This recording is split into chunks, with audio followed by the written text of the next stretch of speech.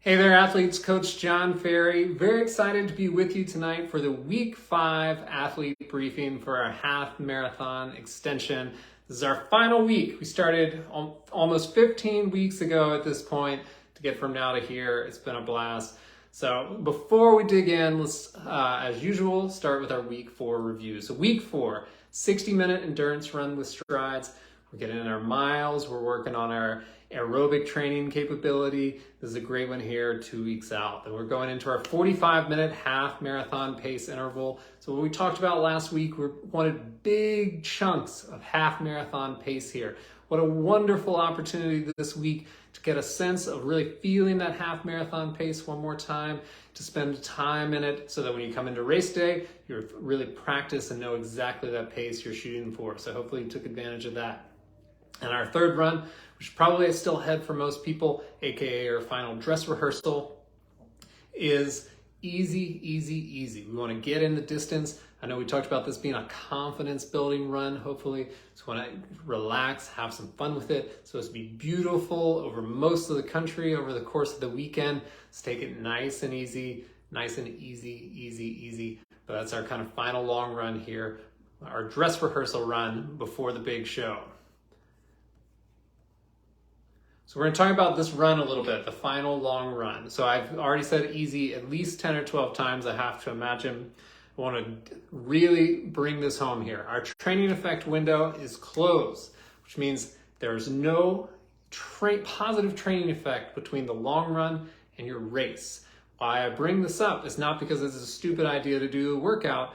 The reason I bring this up is that you can really only negatively affect yourself by doing too much, going too hard. So we want to keep the pace nice and relaxed. This is not an opportunity to do the experimenting at half marathon pace that I talked about earlier in the week. That was for earlier in the week when the training effect window was still kind of right on the edge. Maybe we were still going to get some pop out of it. This is an opportunity to try out your easy effort. This is an opportunity to try out your pre-run breakfast, your pre-race routine. You want to try out elements of your race kit. Make sure you're not going into the race with anything new.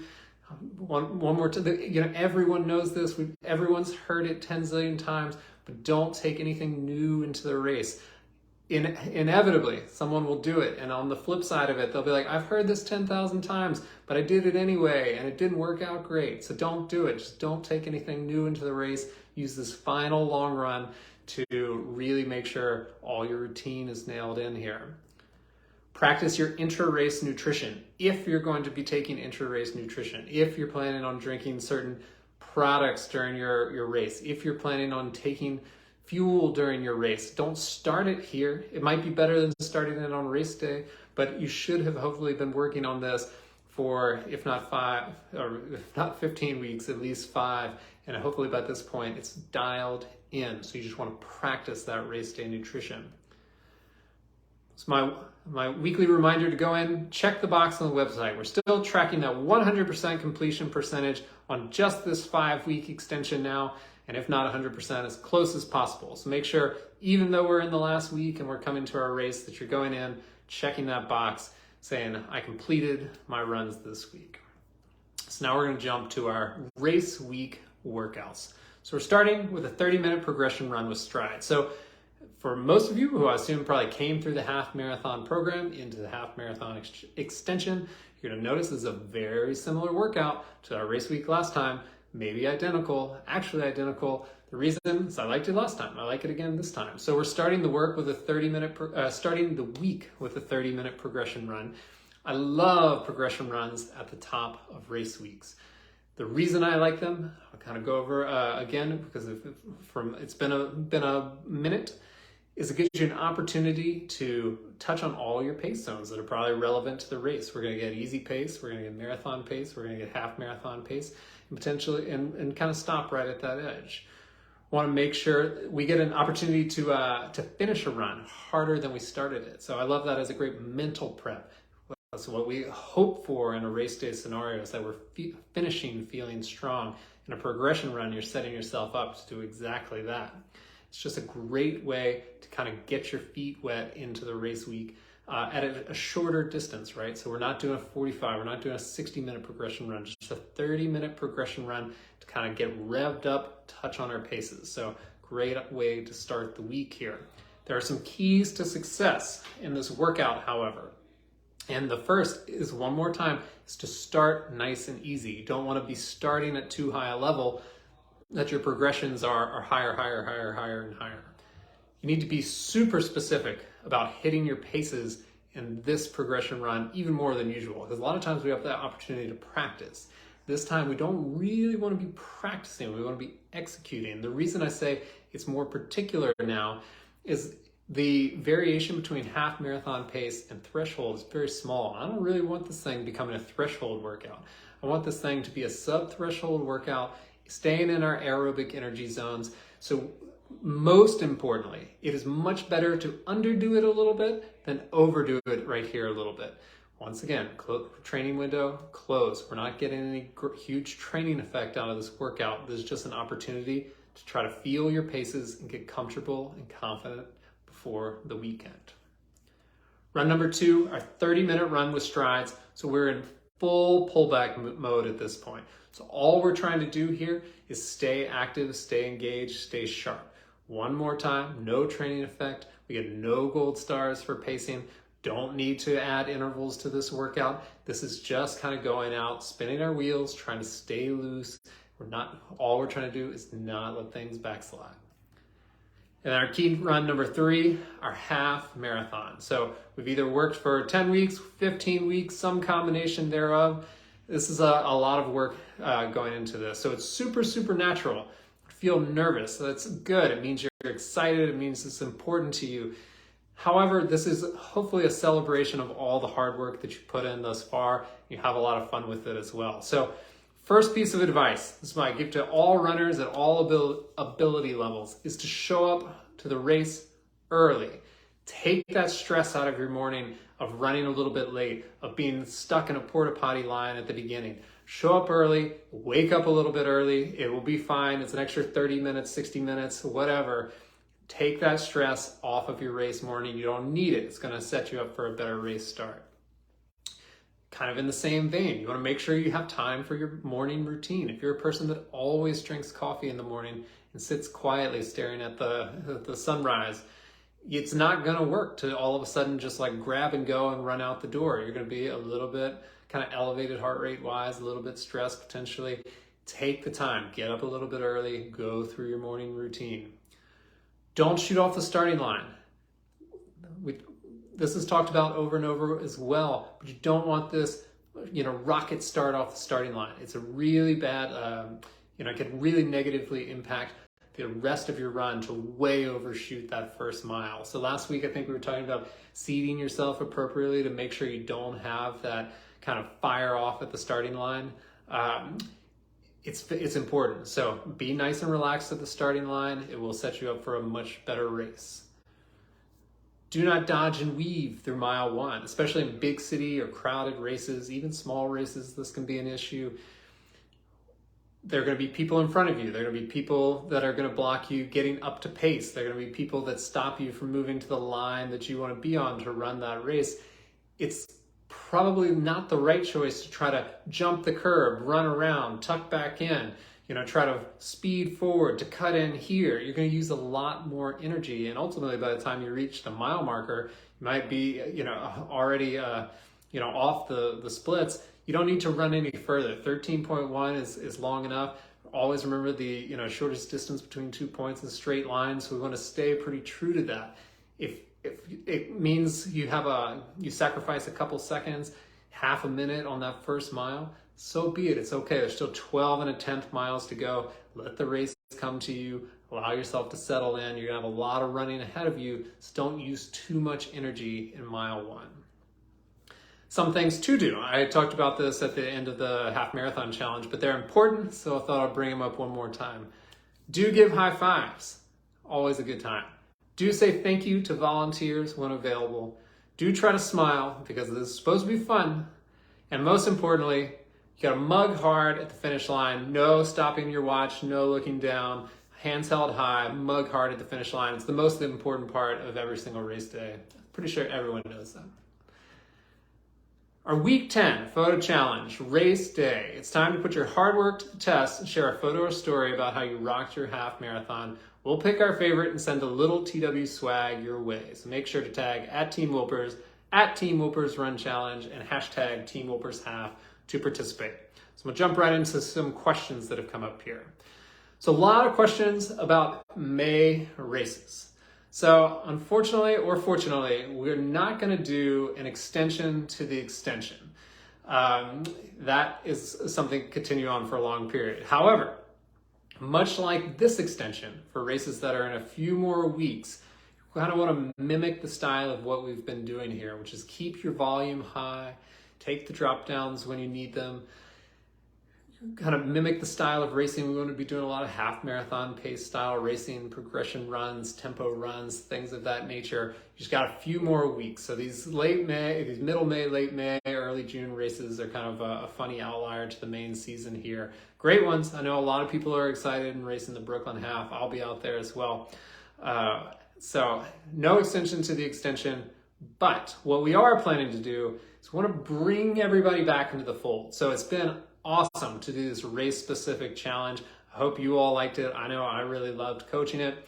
What I miss, however, is having all of us in the same spot, kind of working together to do the same thing. So I miss those winter run challenge people and spring run challenge people being together with you guys. So what I think I'm going to try to create here, which will probably roll out next week, will be a little carryover challenge that takes everybody kind of from point A to point B. We might do a little bit of a roll down in off season, but what I want to do is start moving everybody back to the same place so that about 6 weeks down the road now, we can all start the summer run challenge together, work on some of those high intensity paces again, which would be a great opportunity for people coming off an endurance season, start working a little bit higher, kind of higher part of their energy zones. So that's the plan, and hopefully we'll send out an email. I'll certainly post on the Facebook group next week about what that challenge structure is. Might require a little bit of an opt-in sign up, but we'll bring that to you here, lickety split. So on to our questions. So I'm doing my half in early May and signed up for my very first marathon, Marine Corps Marathon, in October, which is an amazing experience. You're gonna love it. Imagine others are in a similar spot. I'd like to focus a little more on strength in the off season and recover from some running knee strain from this season. Would love recommendations for 1, how to keep up my baseline, and 2, in what months should I start focusing on training for the marathon? So awesome question, perfect time to discuss this. We'll start with number 2, which is, first of all, I like 20-week marathon cycles.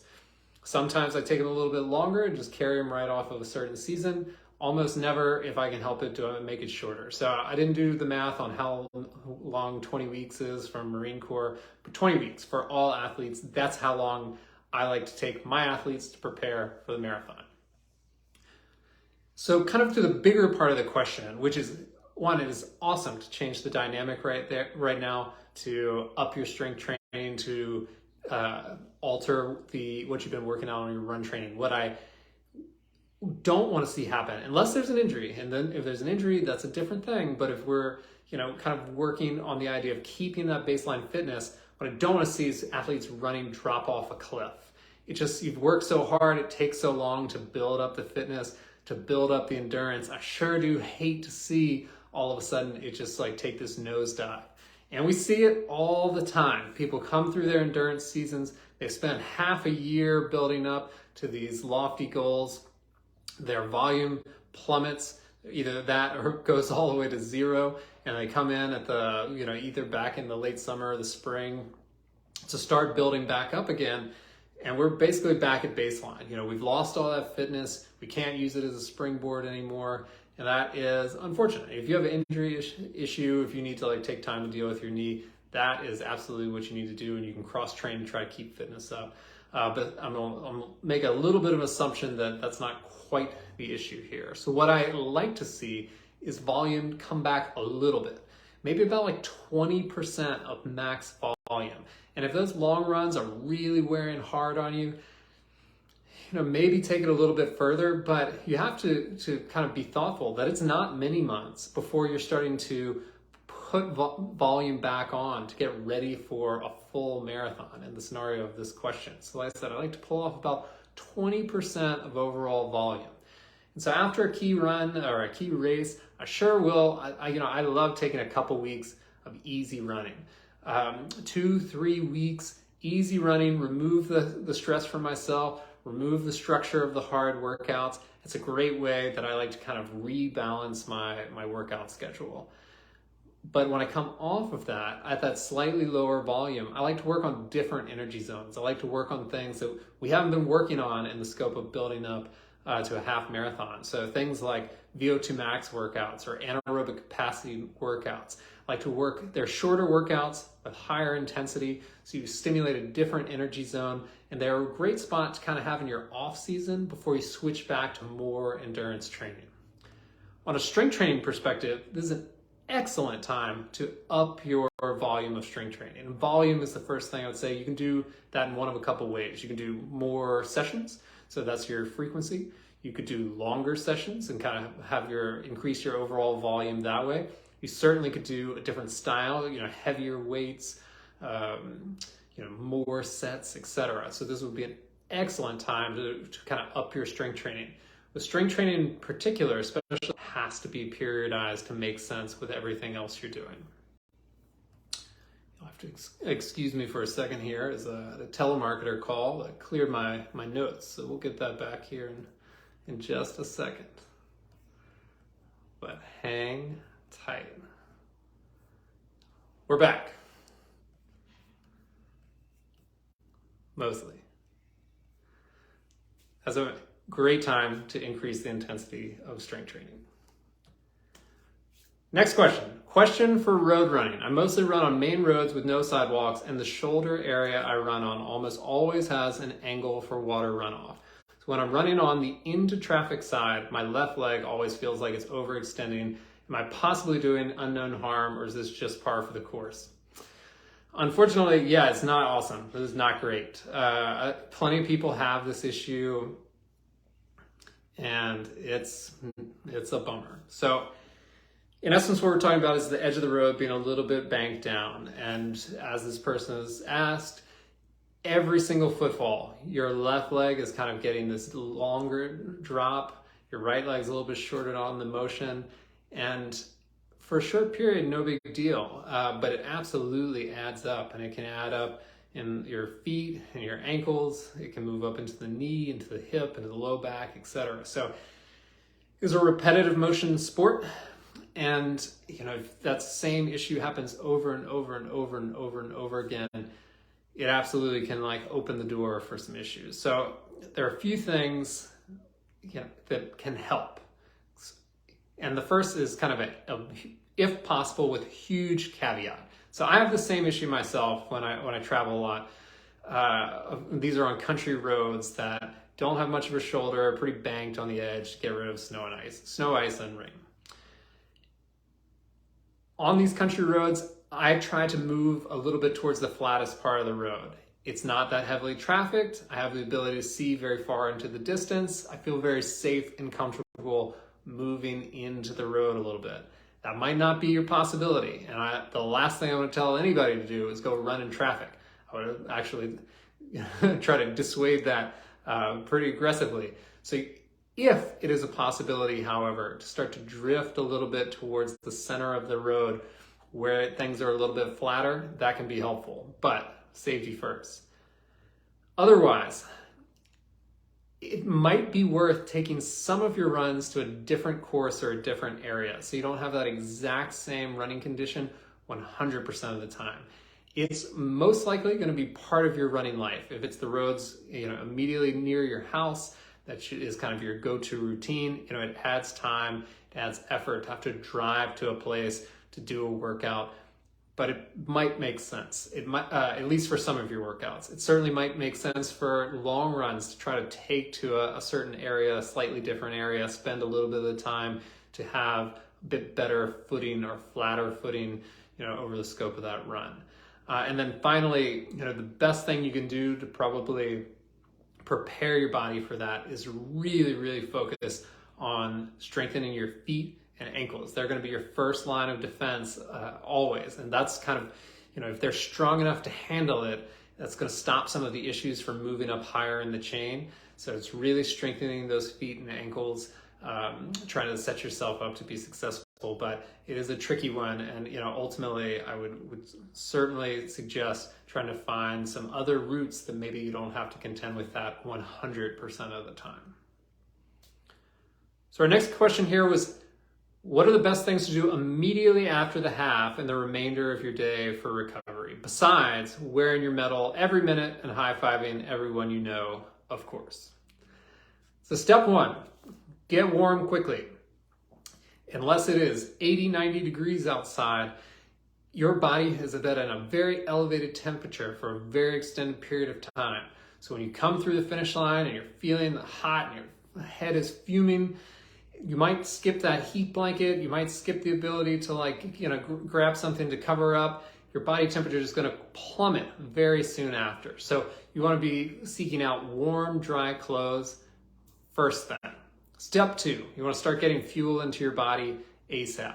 So this doesn't have to be a whole meal. I want this within the minutes of finishing the race if possible, of just little bits of simple carbohydrates. Try to replenish those glycogen stores that you just burned through after the last many hours.